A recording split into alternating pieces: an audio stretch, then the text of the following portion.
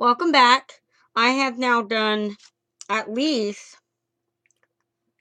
23 rows, and I said I need to get to 25.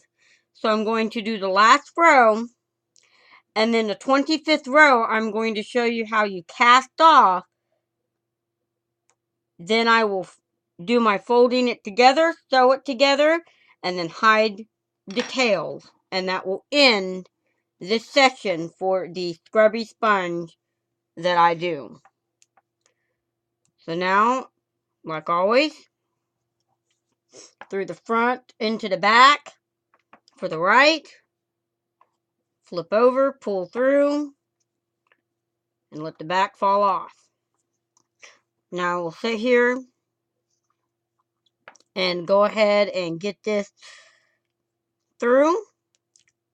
And this is technically the 24th row.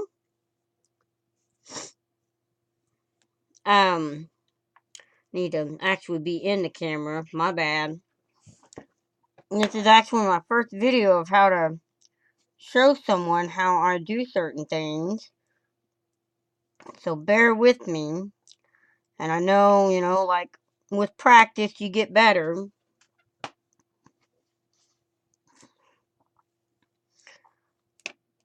And I'd like for you to also leave any comments, any suggestions, anything you'd like below to let me know how I'm doing or what can make the video go better.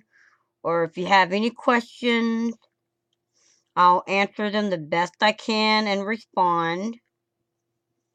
I also would love for you to subscribe so you can see every week on Wednesday new videos of everything that I'm finding out or I'm learning myself, and I'd like to let other people know how to do.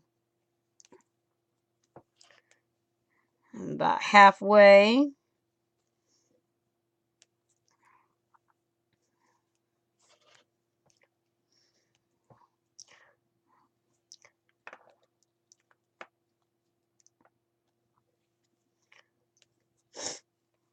And hopefully soon I will have a website that will show everything that I'm selling. And that will be put up soon. Don't have really a release date just yet, but I'm working on it. I'm kind of making the website fresh. No, I don't know, no GoDaddy or any of that stuff where I have to pay a monthly fee.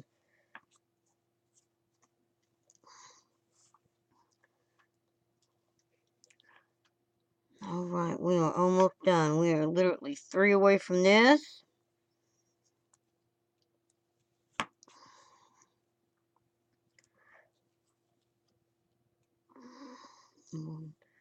Get that done. This is the last one. And this is row 24. Now, to do cast off. You do like you're knitting. So, you go through the back side with the right needle. You go over and pull through for the first one.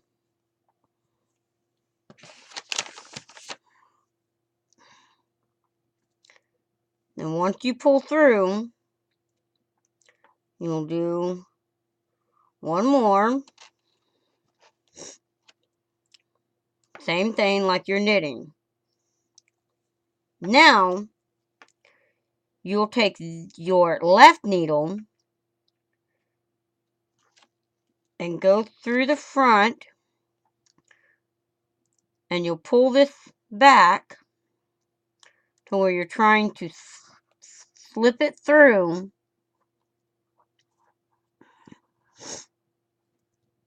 And you're basically pulling that back stitch over your second stitch to where it looks like you have done one stitch. Then you'll go to the next, just like a regular knit, and you'll go over, and you'll pull it through, And now you'll do the same thing. You'll take your left needle, you'll put it through the front side and slip it over. And you pull it through, giving it that one needle look.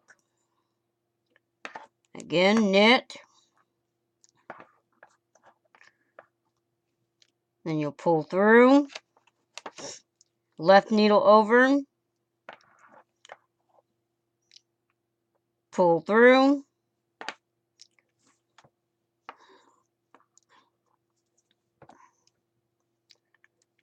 go over, knit, pull through, left needle, pull over,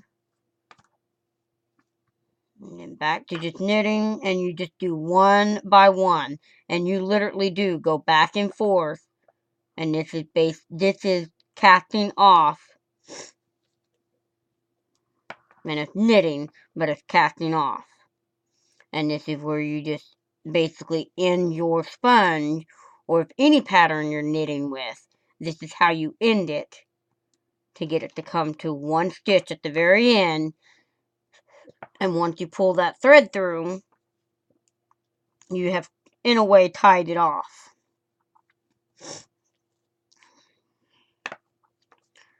I am not the fastest knitter, because I like my work to look very clean and crisp and done.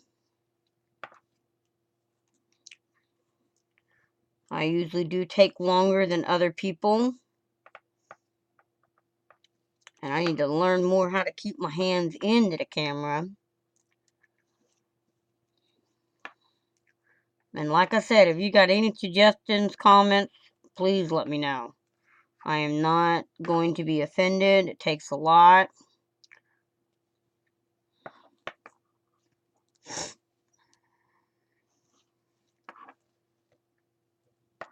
And just to give a little information about myself, my mother does sewing since she was in 5th grade, and she is now 56. And I've learned everything from her on sewing. And then in the past 10 years, I have been doing knitting, crocheting, jewelry making. I've done a lot of stuff with my hands, not just into sewing.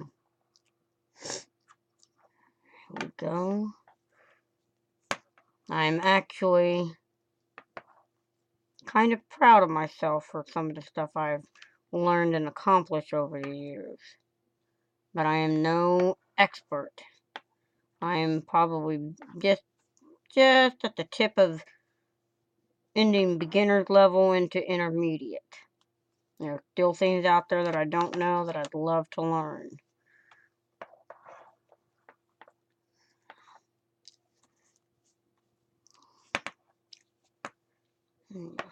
Get this going a little faster.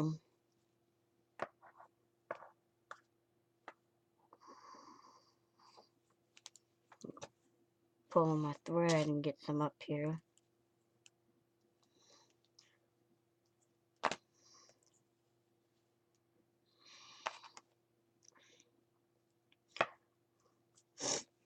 All right.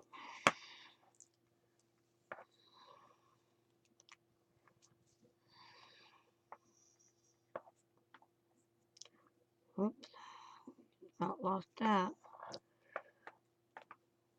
And that's another thing. If you ever drop a stitch, try to stop what you're doing and pick it back up. If not, I know there is tricks out there to work with a crochet hook to kind of pick it back up. But if you don't catch it right away, you might as well just unravel and come back to it, because it's hard to refix it when you just keep going.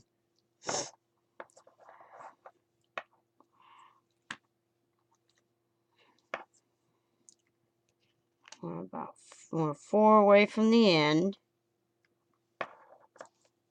And I really appreciate you guys bearing with me on these videos. At least this one. Hopefully my next one will be a little faster and a little bit more clean to where you can see everything. And I learned how to position my hands right.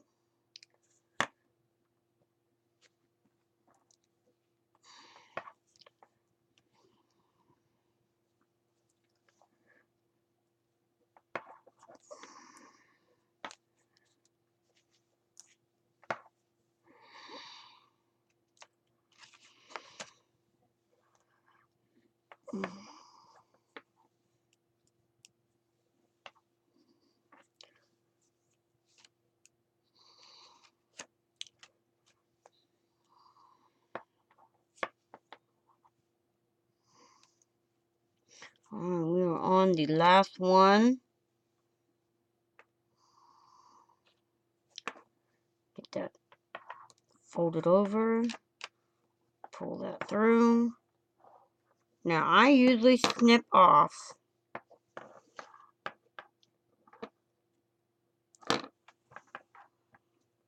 I usually snip off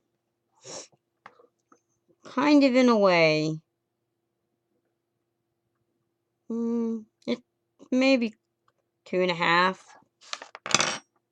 I don't snip off a whole bunch, but I snip off just enough to help me do my tie. Now I'll let this over to the side. Pull my needle out and I get my hook. And I put it through. And what I do is I at least pull the yarn through to where it gives the scrubby yarn and the yarn. I just kind of pull it to where it starts creating a little bit of a knot. And then I tie 1 and 2 knots. Just a simple tie knot. And that kind of in a way stops it to where it won't unravel. And there is the sponge, because I take it and I fold it in half. Now, like I had these other tails and these other tails, I take the hook, I grab both of these, and I pull them right across to kind of give the start of the... Oh, I didn't even have that in there. My bad. Okay, I take it, put the hook through, pull it through.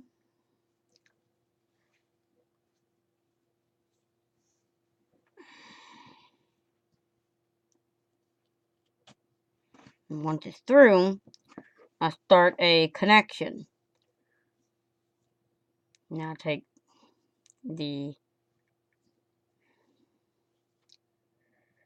I just sit here and put the hook, and I literally try to get it through at least one of the knit spots. And I just wrap it in and then just pull it on through. And I just keep doing that until basically I run out of the tail. Once I do all of that, then I cut off a link to do the tying. So, once I get all that done,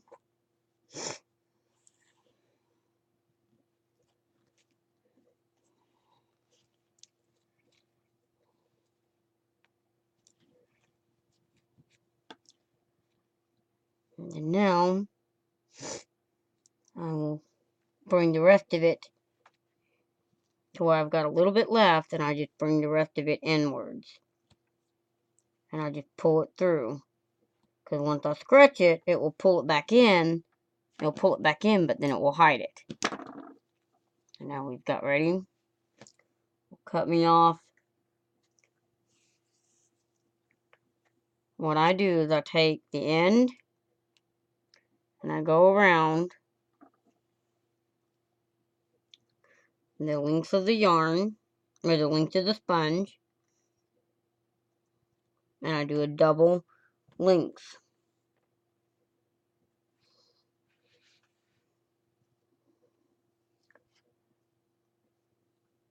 After doing a double length, I do one through the back, and that is my length to use to sew. Now I get the yarn needle that I have set aside, I'll feed it through, got that started, and I usually start, doesn't matter which side you start from, I always start from the folded corner. Sit there and pull it through.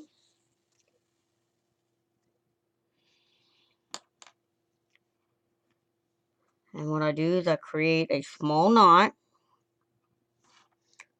just a simple tie knot. I don't do anything special.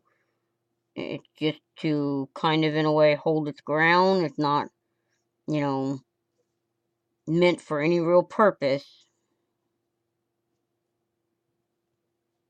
Just to hold its ground. And I usually tuck that down in there.